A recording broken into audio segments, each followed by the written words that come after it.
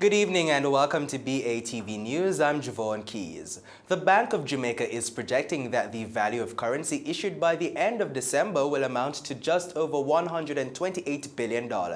That means 16.5% more money should be in circulation this Christmas compared to last. Here's more.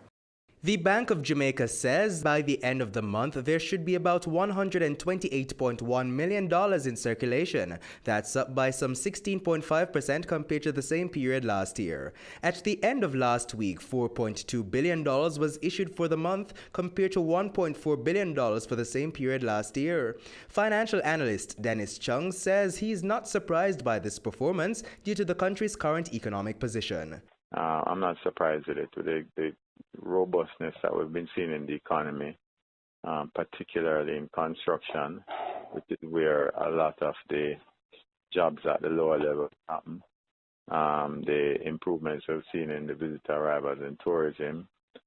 So I'm really not surprised. Mr. Chung says this suggests that the money in the economy is not just concentrated in one sector. What it shows also is that when you have an increase like that, a strong increase like that year over year, it shows that the money is not being concentrated in one segment alone, but it seems as a widespread. So you see the effect on the roads, the amount of traffic.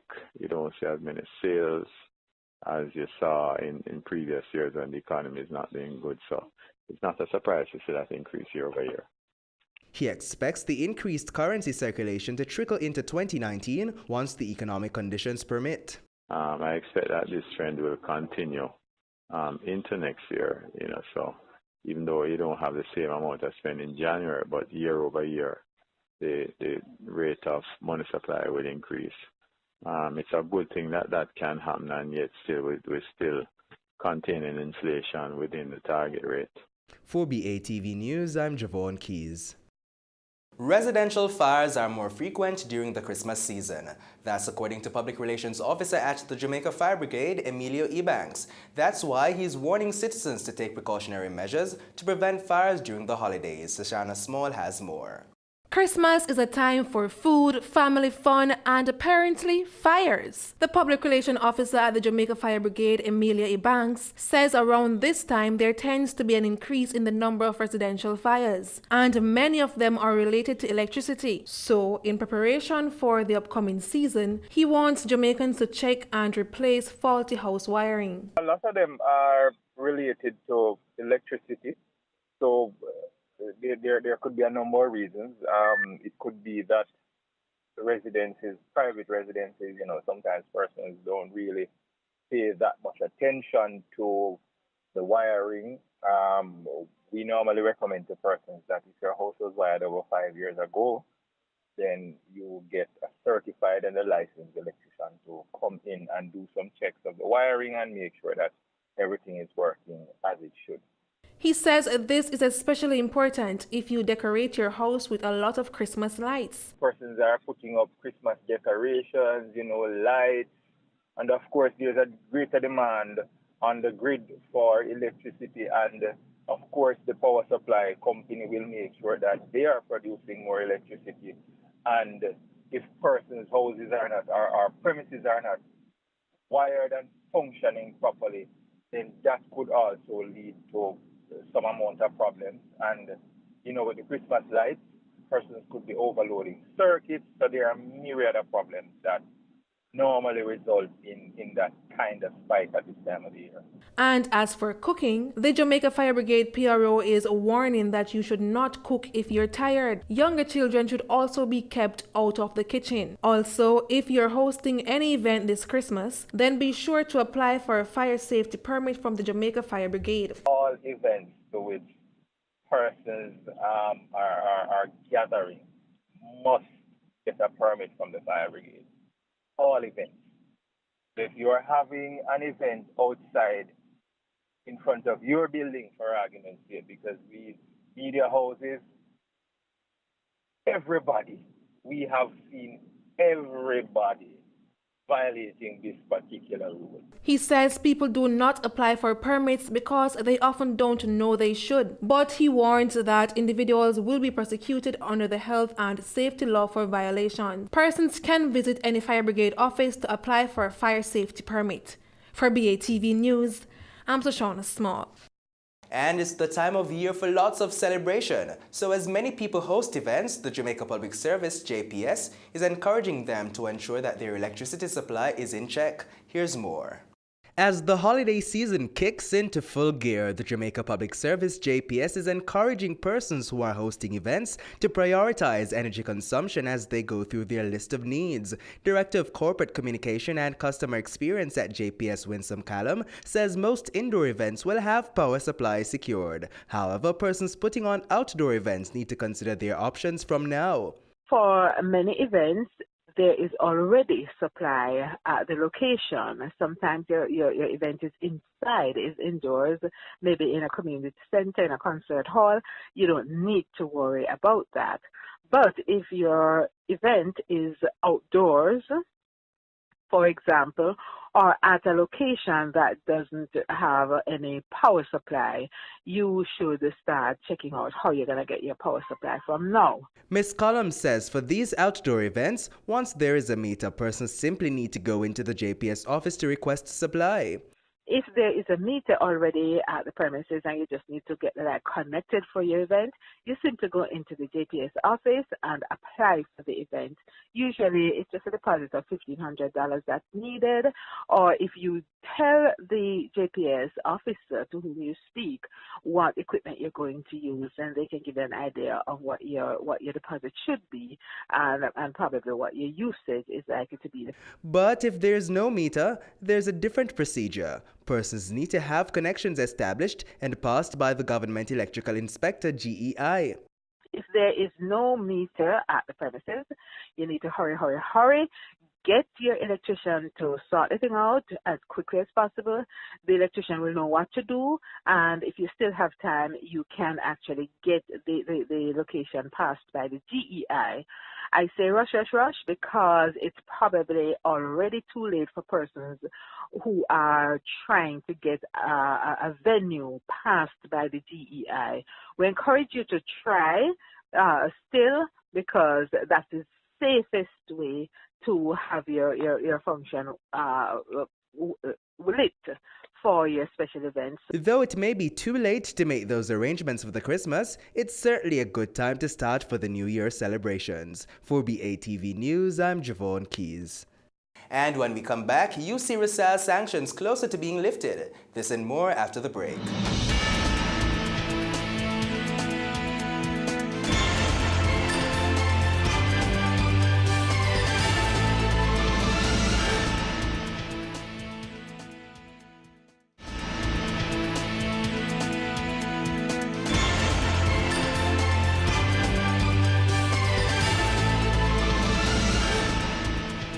Welcome back. After 8 months of being slapped with some of the toughest sanctions, the U.S. Department of the Treasury's Office of Foreign Assets Control, OFAC, has indicated its intention to terminate the sanctions imposed on Russian company UC Rizal, parent company of Windalco in Ureton, St. Catherine.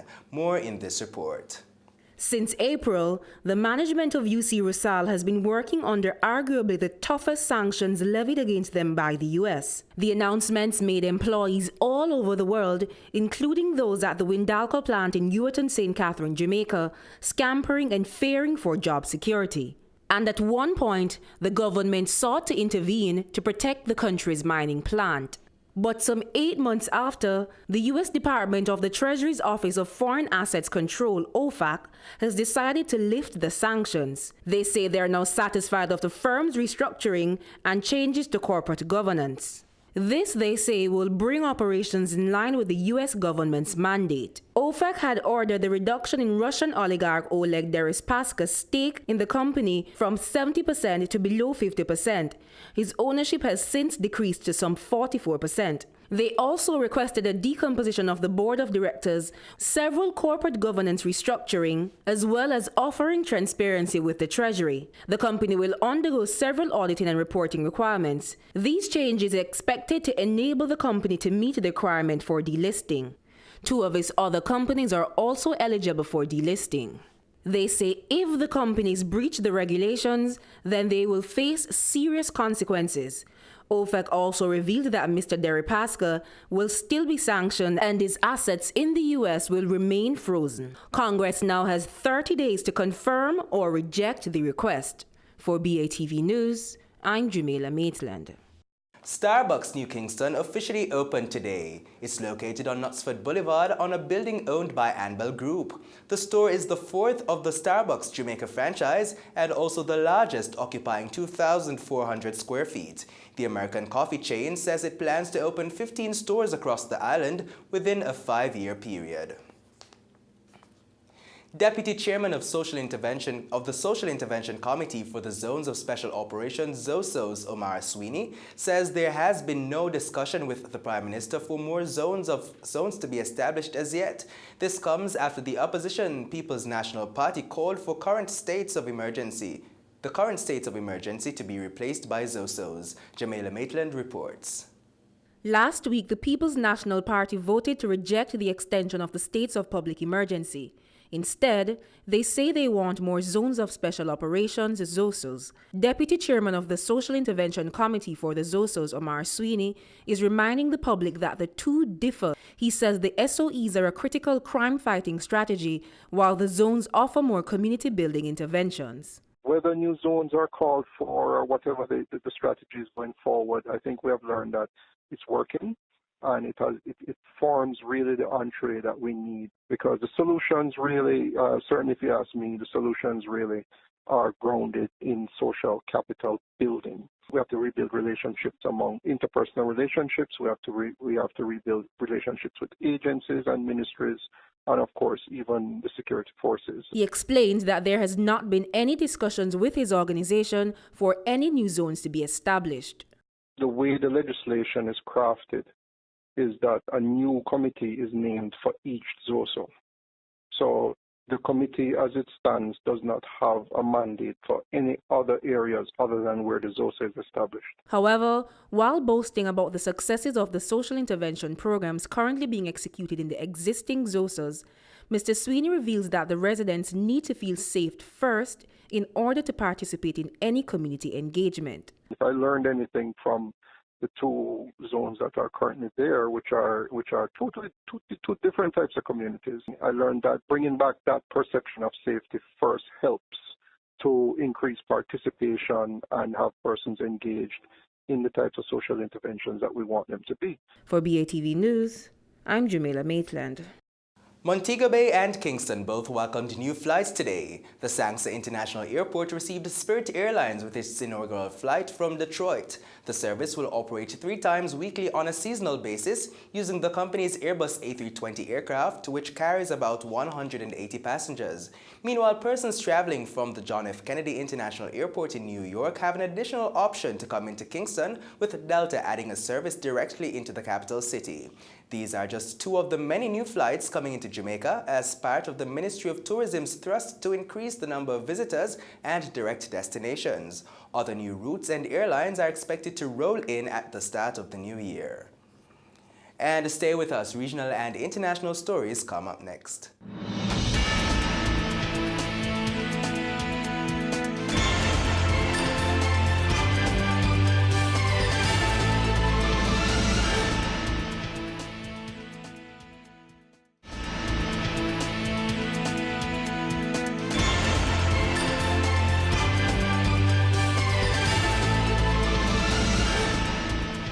Welcome back. Time now for regional and international news.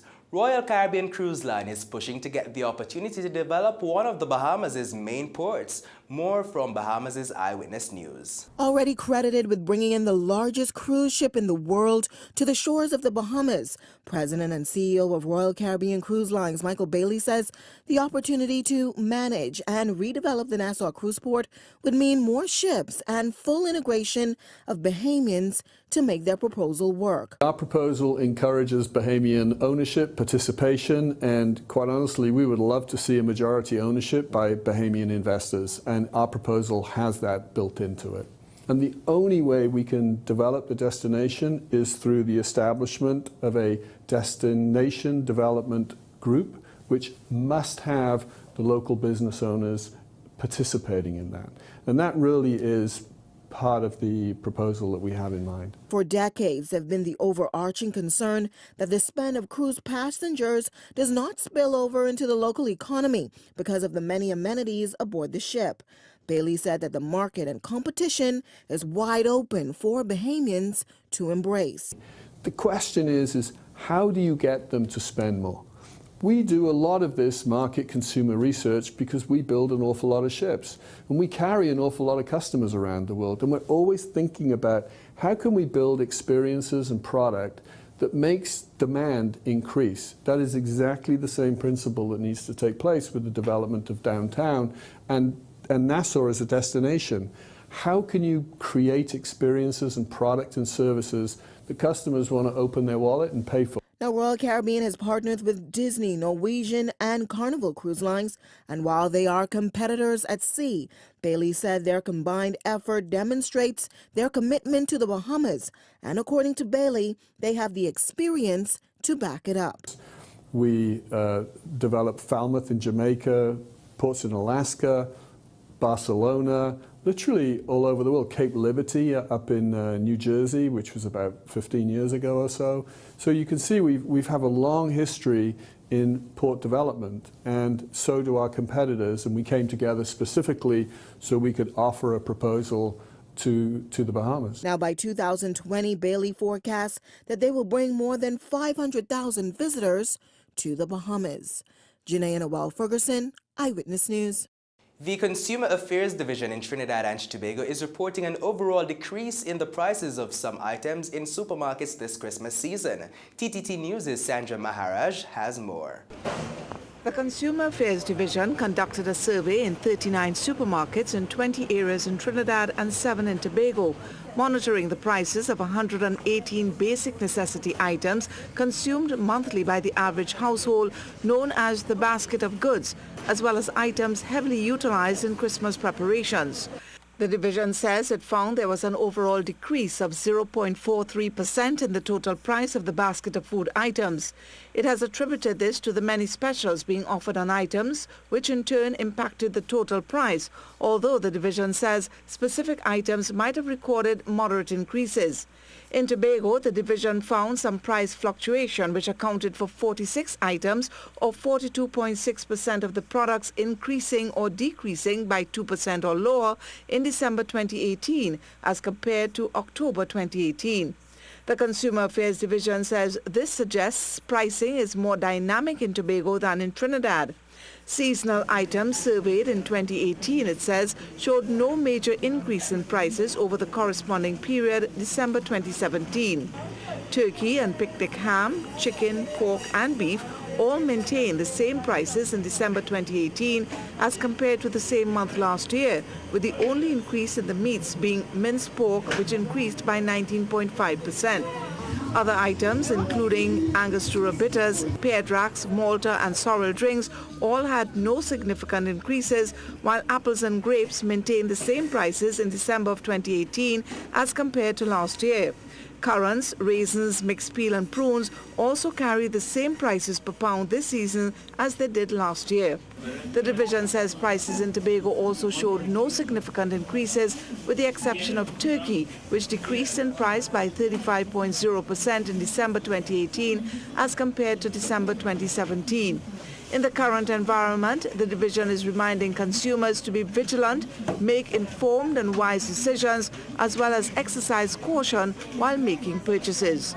Sandra Maraj, TTT News.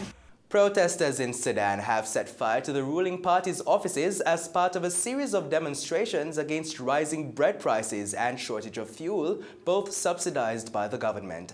Al Jazeera's Charlotte Bellis reports. A wave of discontent over rising food prices. These Sudanese chant, "People want the government down." Others echo the call. They're the same chants heard in the Arab Spring Revolution 7 years ago. Sudan is at a flashpoint over inflation. Now at nearly 70%, it's one of the world's highest. A state of emergency is being enforced in the city of Atbara after the headquarters of the ruling party was set on fire. A curfew's in force and schools are closed. A few hundred kilometres south down the River Nile, protests are replaced by queues and concern. The living conditions in Sudan are deteriorating. We have queues everywhere, for fuel and at ATMs. You can't even pull your money out of the bank. You can't get your salary. Everything has become so expensive and we don't know what is happening. It feels like there's a ticking bomb and we don't know when it'll explode. Sudanese feel the inflation through the price of bread. The cost of a loaf has tripled in some areas and there are bread and fuel shortages nationwide. In the capital Khartoum, some queue for hours outside bakeries. Government leaders announced their 2019 budget this week, including $1.4 billion of subsidies for fuel and bread. But shopkeeper Hussein Osman says people need help now. The economic situation used to be good and the purchasing power people had was reasonable, but conditions are bad now. The goods are expensive and so people are unable to buy them. The Sudanese economy has struggled since the succession of South Sudan in 2011. Sudan lost 3/4 of its oil output, accounting for 90% of export revenues. It was a crucial source of foreign currency. The crisis has deepened this year after subsidy cuts and the devaluation of the Sudanese pound. Now it's an anxious wait to see the true cost of this crisis. Charlotte Ballas, Al Jazeera. And stay with us, Talking Stocks comes up next.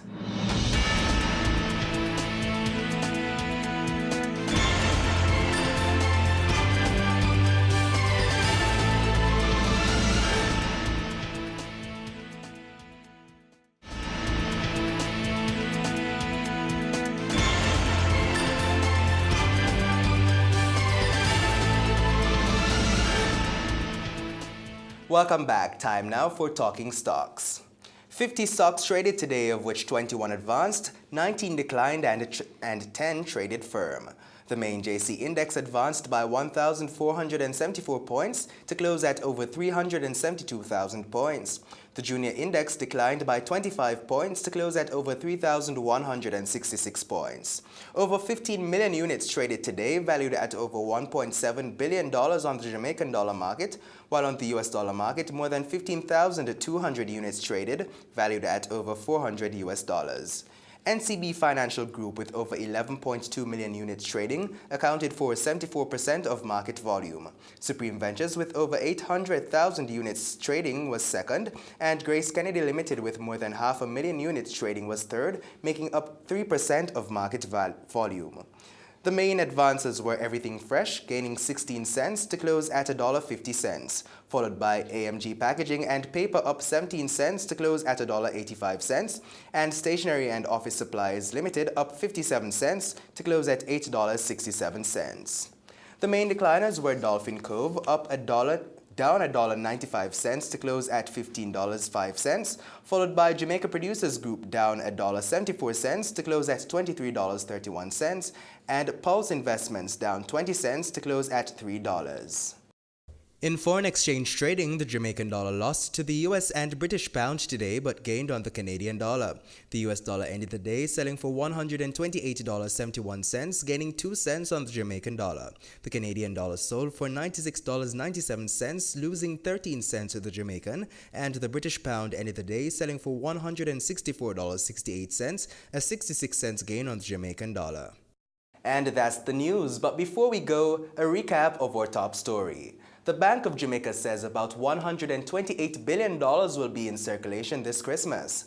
Thanks for watching. For more content, please visit our website at batvja.com. I'm Javon Keys. Pleasant viewing.